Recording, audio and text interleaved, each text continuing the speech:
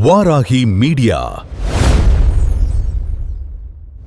Subscribe. தேர்தல் களம் சமூக ஆர்வலரோடு இன்றைய தொடக்கம். வராகி மீடியா சார்பாக உங்களுக்கு முதற்கண் வணக்கத்தை தெரிவித்துக் கொள்கிறோம். நடந்து முடிந்த 2026 சட்டமன்ற தேர்தல் முடிவுகள் நாளை மே 4 எல்லோருக்கும் தெரிந்துவிடும். யார் ஆட்சி கட்டிலில் அமரப்போகிறார் என்பது. உங்களுடைய கருத்து, திராவிட முன்னேற்றக் கழகம் ஆட்சி தொடருமா அல்லது அண்ணா திராவிட முன்னேற்றக் கழகத்தினுடைய ஆட்சி அமையப் போகிறதா, இல்லை இவர்களுக்கு இரண்டு பேருக்கும் மாற்றாக புதிதாக தமிழகத்தில் ஏதேனும் ஆட்சி அமர வாய்ப்பு இருக்கிறதா? வணக்கங்க. நான் கமுதி நகரைச் சேர்ந்த ஐயப்பன் அவர்கள் பேசுகின்றேன், வராகி நிருபரிடம். இந்த 2026ஆம் ஆண்டு தேர்தல் ஒரு நல்ல தீர்ப்பை தமிழ்நாட்டு மக்கள் வழங்குவார் என்று எதிர்பார்க்கின்றேன். காரணம் என்னவென்றால், அதாவது சில மாற்றங்கள் உருவாக வேண்டும். மக்கள் மனநிலை அப்படி இருக்கின்றது. அதாவது இன்று அதிகமான மீடியாக்கள், பத்திரிகைகள் வரும்போது ஒரு சாதாரண ஒரு கிராமத்துக்கு முதற்கொண்டு செய்திகள் போய் சேருகின்றது. அப்படி இருக்கும்போது மக்கள் மனநிலை என்ன நினைக்கிறார்கள்? நல்ல விலைவாசி உயர்வு இருக்கக்கூடாது, மற்றும் போதைப்பொருள் மதுக்கு அடிமையாகக்கூடாது, நல்ல கல்வி தரம் வளர வேண்டும், மற்றும் வேலைவாய்ப்பு வர வேண்டும், பொருளாதார ரீதியாக விலைவாசி உயர்வக்கூடாது என்று ஒரு சாதாரண கிராமத்து வாசிகளுக்கு போய் சேர்கிற அளவுக்கு இன்று மீடியாக்கள் வளர்ந்து விட்டது.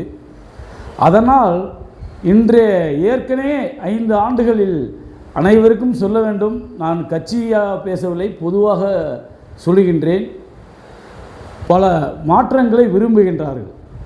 பொதுவாக தமிழகத்தில் சில கட்சிகள் பார்த்தீங்கன்னா, அந்த கட்சிக்குத்தான் சில மதங்கள் சொந்தம் என்று இருந்தது 100%.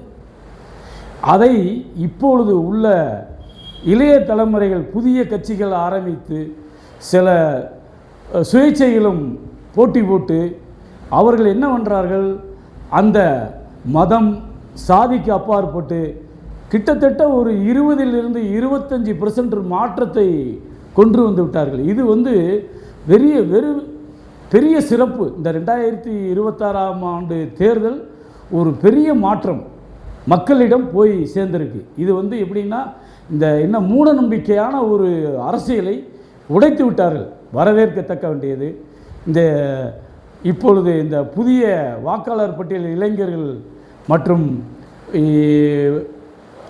அதாவது மக்கள், அதாவது லேடிஸ்னாலும் சரி ஜென்ஸுனாலும் சரி, இன்று புதியதாக சேர்ந்து அவர்கள் புதிய ஒரு எழுச்சியை விரும்புகின்றார்கள்.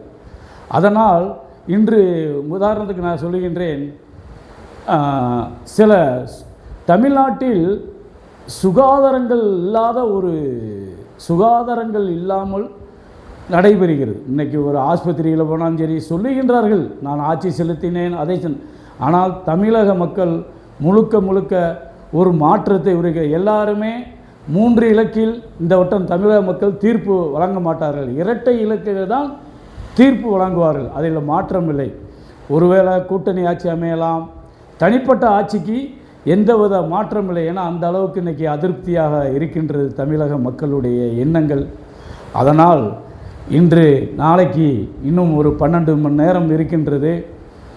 இறைவன் அருளாலும் நம்முடைய தேசப்பிதாவின் இந்திய நாட்டின் வரலாறுகளிலும் மக்களுக்கு நல்ல யார் ஆட்சி செலுத்தினாலும் மக்களுக்கு மனநிலைக்கு ஒரு நல்ல ஒரு அரசு அமைய வேண்டும் என்று அன்புடன் என்று மக்களுக்கு எனக்கு ஒரு வாய்ப்பு கொடுத்த வராகி டிவி நிருபர் திரு உத்தரச்சில் அவர்களுக்கு என் சார்பாக நன்றியை தெரிவித்துக் கொள்கின்றேன்.